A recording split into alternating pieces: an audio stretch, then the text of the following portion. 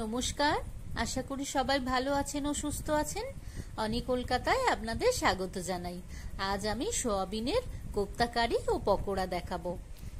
প্রথমে সোয়াবিনটা সিদ্ধ করে নিয়ে মিক্সিতে পেস্ট করে নেব, আর তার মধ্যে আলু সিদ্ধ, পেঁয়াজ কুচি, কাঁচা লঙ্কা কুচি দিয়ে দেব। একটু নুন দেব,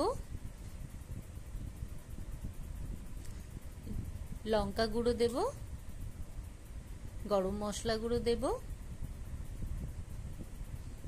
দিয়ে ভালো করে মিশিয়ে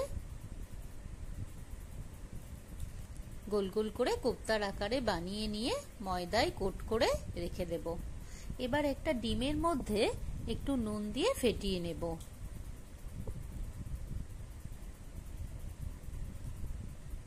এবার ফেটিয়ে রাখা ডিমের মধ্যে একটা করে কোপ্তা দিয়ে তেলে ভেজে নেব।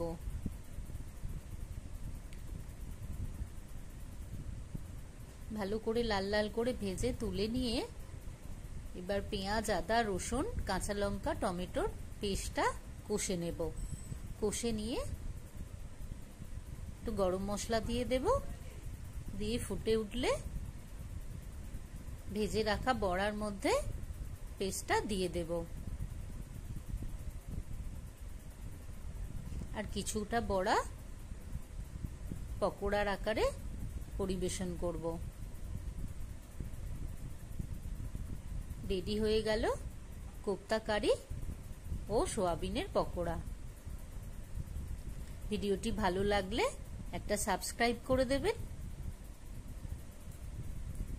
সবাই ভালো থাকবেন।